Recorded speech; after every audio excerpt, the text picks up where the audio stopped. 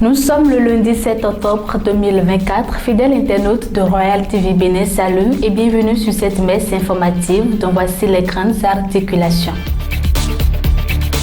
Promotion de l'excellence, la PPE réitère son engagement de promouvoir l'excellence dans la commune d'Adjoum. Supposée tentative de coup d'État au Bénin, l'honorable Akoma et les membres du BR de la 20e circonscription électorale condamnent ce acte et réaffirment leur soutien au président Patrice Talon. Au Burundi, les agriculteurs d'avocats désormais en coopérative. À nouveau, salut.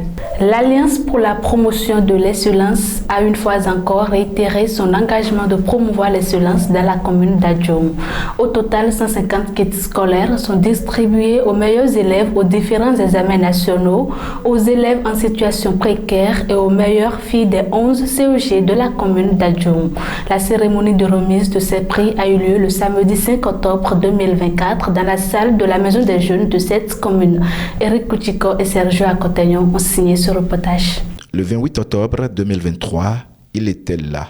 Il présidait encore l'Alliance pour la promotion de l'excellence. Au même lieu, dans le même local et au cours de la même occasion, Pierre Alianvi était au présidium.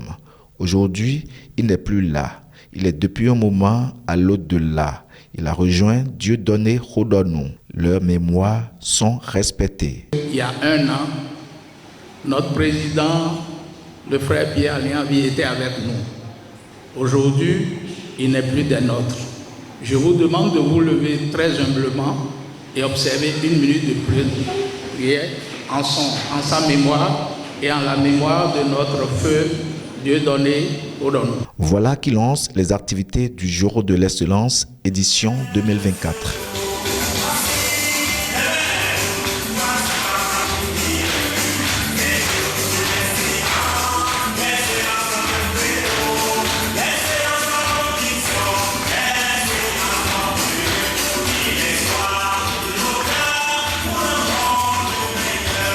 Le samedi 5 octobre 2024 est le jour choisi par les membres de la PPE pour célébrer une fois encore l'excellence.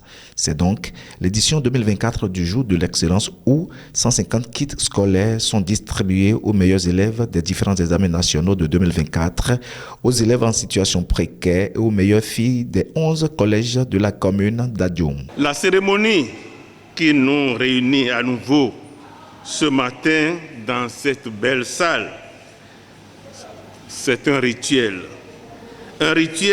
qui s'est frayé une place de choix dans le calendrier de l'Alliance pour la promotion de l'excellence APPE.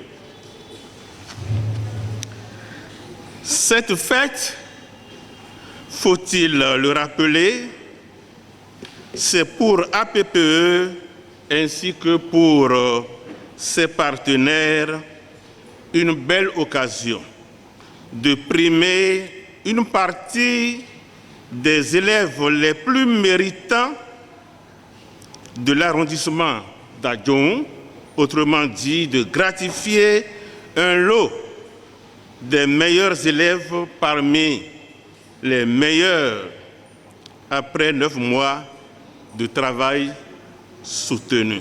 Occasion pour le maire de la commune d'Adjoum de féliciter les lauréats et le personnel enseignant de sa commune. Je voudrais vous adresser mes vives et sincères félicitations. Mes félicitations vont également à l'endroit du personnel enseignant qui a su inculquer aux apprenants les connaissances nécessaires. Je n'oublie non plus les parents d'élèves qui se sont acquittés de leur devoir d'accompagner et de soutenir les enfants. À l'occasion, des appels sont lancés et des engagements sont pris par les membres de la PPE. Je dis aux membres de la PPE de passer désormais dans les collèges, se présenter aux enfants pour qu'il y ait plus de la concurrence.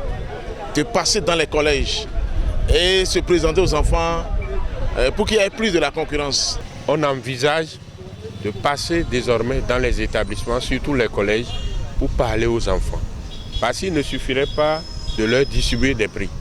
il faut les préparer pour qu'ils s'investissent dans le travail afin d'obtenir de bons résultats. Il urge de préciser que l'Alliance pour la promotion de l'excellence est née en 2004 et œuvre inlassablement depuis 20 ans donc pour la promotion de l'excellence dans la commune d'Adjoum grâce à son partenaire principal, le Conseil départemental de Loire-Atlantique CD44. Il faut aussi préciser que l'école qui a donné 100% au CEP, le collège qui a donné le premier au BPC, le collège qui a donné le premier au bac, session de juin 2024 de la commune d'Adjoum, ont été, comme d'habitude, primés. Le rendez-vous est pris pour 2025 pour une autre édition avec de nouvelles innovations.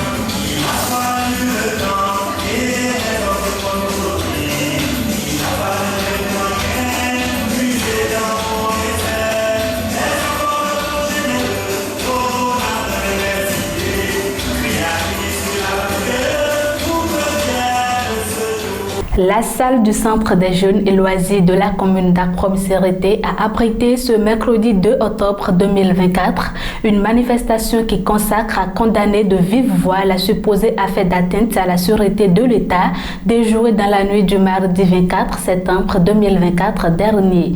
Occasion pour l'honorable Mathias Kouanou et les siens pour réaffirmer leur soutien indéfectible au président Patrice Talon. Le point, c'est dans ce reportage de Eric Koutiko et Sylvain Aneglet. Dans la nuit du mardi 24 septembre 2024 dernier, les éléments de la brigade criminelle ont déjoué une tentative de coup d'État, un acte anticonstitutionnel et antidémocratique qui plongerait tout le Bénin dans le chaos avec toutes ses conséquences si ce plan criminel réussissait. Ce que condamnent avec la dernière rigueur les membres du bloc républicain de la 20e circonscription électorale. La tentative de renversement du pouvoir d'État des institutions légitimes est non seulement un acte criminel, mais également une trahison contre les principes fondamentaux de notre peuple souverain et de notre nation. Face à une telle menace, le bloc républicain de la 20e circonscription électorale et tous ses composants condamnent fermement cette tentative de déstabilisation qui aurait dû plonger le Bénin dans le noir, dans l'obscurité. Cet acte criminel est inacceptable et contraire à la volonté du peuple, à l'esprit du paix, de justice et de liberté. La démocratie béninoise est chèrement acquise au prix de lourds efforts consentis et nous avons l'obligation de la préserver. Occasion pour le grand leader Mathias Kouanou, alias Akoma, et les siens de réaffirmer leur soutien indéfectible au président Patrice Talon pour son leadership éclairé. Toute la coordination du bloc républicain des 5 communes de la 20e circonscription électorale réaffirme son soutien total à son Excellence, le président Patrice Talon, à tout son gouvernement, aux institutions républicaines et aussi à son leadership éclairé grâce auquel le Bénin continue d'avoir une bonne réputation au plan international et fait l'admiration du monde entier. Pour avoir fait preuve de sagesse et de courage face à cette épreuve, Akoma et ses chevaux blancs cabrés de la 20e circonscription électorale, reconnaissant envers le président Patrice Talon. Monsieur le Président de la République, votre détermination à garantir la stabilité et à la continuité de l'État a renforcé notre nation en votre leadership. Vous avez su faire preuve de courage et de sagesse face à cette épreuve et pour cela, nous vous exprimons notre plus grande gratitude. Ils n'ont pas manqué de saluer le professionnalisme des forces de l'ordre et de sécurité de l'événement historique de la nuit du 24 septembre 2024. Nous saluons également la bravoure et la stratégie de nos forces de défense et de sécurité qui ont pu déjouer avec professionnalisme cette tentative de coup d'État pour protéger la République et préserver l'ordre constitutionnel. Il faut préciser que c'est la Maison des jeunes d'Akboro Missirité qui a servi de cadre ce mercredi 2 octobre 2024 pour cet événement au cours duquel les membres du parti du président Abdoulaye Biotchane ont donné de la voix en condamnant fermement cette tentative de coup d'État déjouée grâce au professionnalisme des éléments de la brigade criminelle dans la nuit du mardi 24 septembre 2024 dernier. À l'international, les agriculteurs d'avocats burundais se constituent désormais en coopérative afin d'obtenir de meilleurs prix d'avocats. Au Burundi, ces agriculteurs se constituent en coopérative afin d'obtenir de meilleurs prix pour l'avocat. Les ventes s'effectuent en bordure de route où des camions attendent les villageois et leurs produits. De l'avocat destiné à l'exportation vers les pays voisins. Je collecte des avocats auprès des agriculteurs de la région parce que les gens ici me font confiance. Ils apportent 2 à 10 ou 20 caisses et je les livre pour l'exportation.